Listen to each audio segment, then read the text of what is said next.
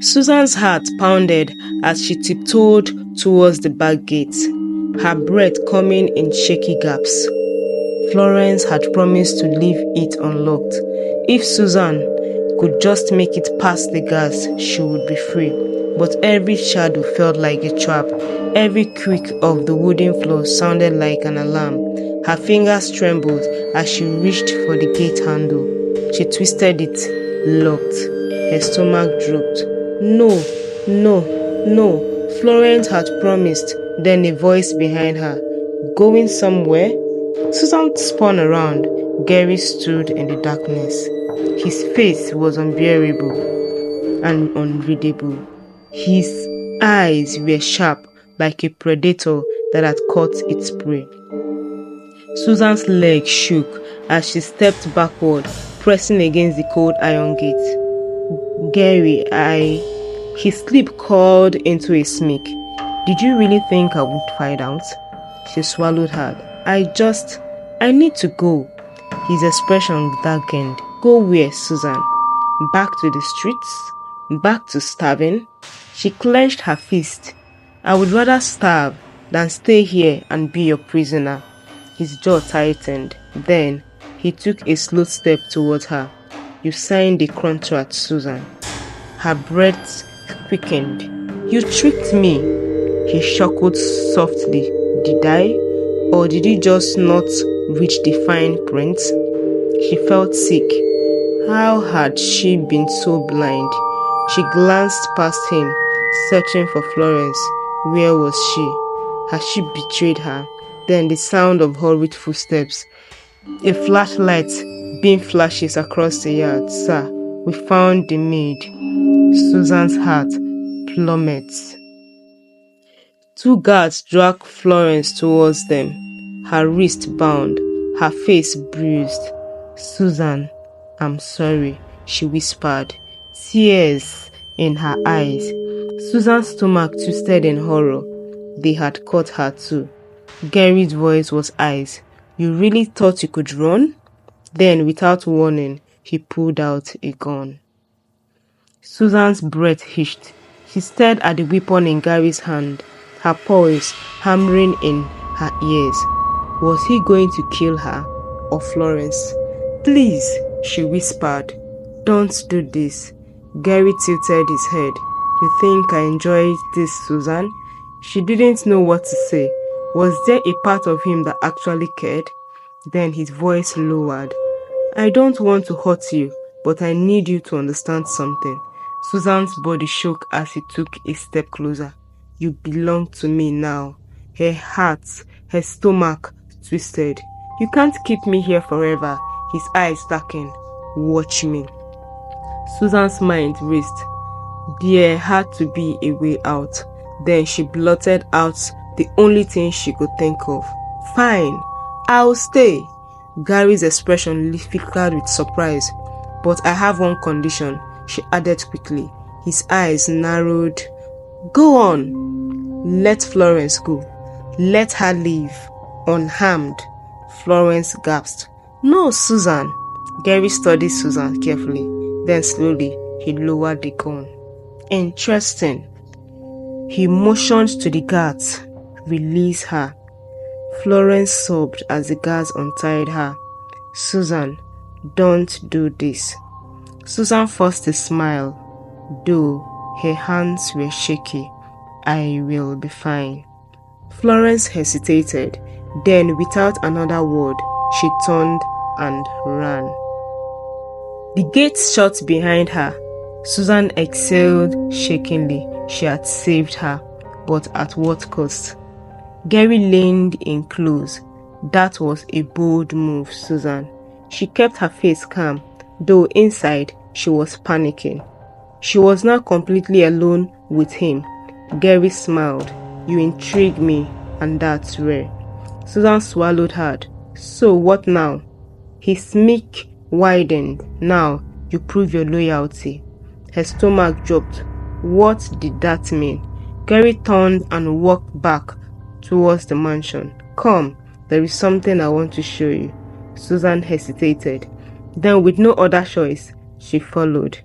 Garry led Susan to a hidden staircase behind the library.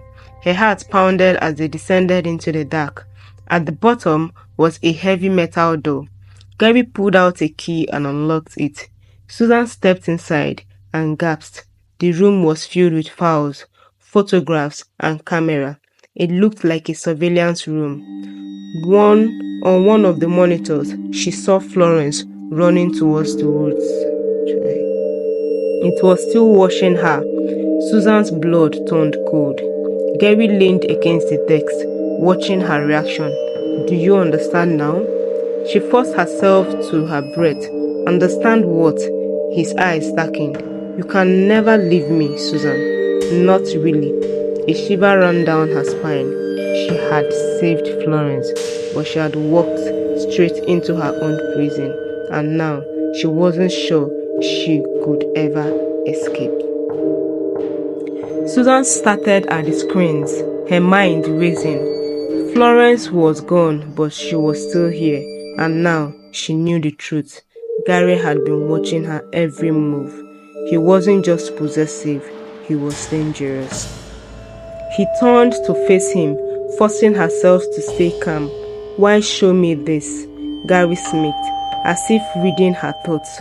So you understand what happens if you betray me? Her stomach twisted. There was no escape, not yet. Days passed. Susan was no longer locked in the room, but she wasn't free either. Guards followed her everywhere. She wasn't allowed to use a phone. She couldn't leave the estate, but she played along. She smiled at Garry. She listened when he spoke. She pretended to be obedient because she was waiting for the perfect moment. One afternoon, a black car pulled up to the mansion. Susan watched from the balcony as a man in a sharp suit, she didn't recognize him, stepped out.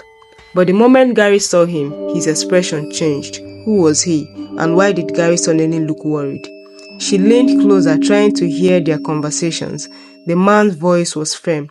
You can't keep up this forever, Garry. Gary's jaw tightened. Stay out of my business, Kevin. Kevin. The name sent a chill down Susan's spine, because she had heard it before, late at night, when Garry was on the phone. Always in hushed tones, Kevin knew something, and Susan needed to find out what. That night, while Garry was in his study, Susan crept downwards. She knew what she was looking for. She had seen Garry put a file in his desk drawer earlier. She had one chance, heart pounding. She slipped inside his study and pulled open the drawer. The file was labeled in bold letters. Florence status terminated. Susan's breath caught. Terminated? Her finger trembled as she flipped through the pages. It wasn't just about Florence. There were other names, dozens of them. All women, all crossed out. Susan's stomach shone. What had he done to them? Then she saw her name, Susan. Status, pending. Her blood ran cold. She was next. Susan barely made it back to her room before Garry returned. She sat on the bed, her mind racing. She had to act fast. If she didn't escape soon, she would disappear like others. But how? Then Garry remembered Kevin. He was the only person Garry seemed afraid of.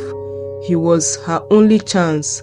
But how could she reach him? She needed a phone, and there was only one person in the house who had one, the head guard. She had to steal it tonight. Susan crept out of her room, moving silently towards the hall. She knew where the guard kept his phone, in his jacket, which she always left in the kitchen while he took his break. Her hands shook as she slipped inside. The jacket was hanging on a chair. She reached for it. A noise behind her. She froze. Footsteps. She snatched the phone and ran. Susan locked herself in the bathroom and quickly dialed the number as she had seen in Kevin's file. It rang. Her heart pounded. Who is this? She whispered frantically. Kevin, please. I need your help. Garry is going to kill me. Silence. Then, where are you? Before she could answer, the bathroom door burst open. The phone was ripped from her hands. Garry stood in the doorway, her face stark with rage. She was caught.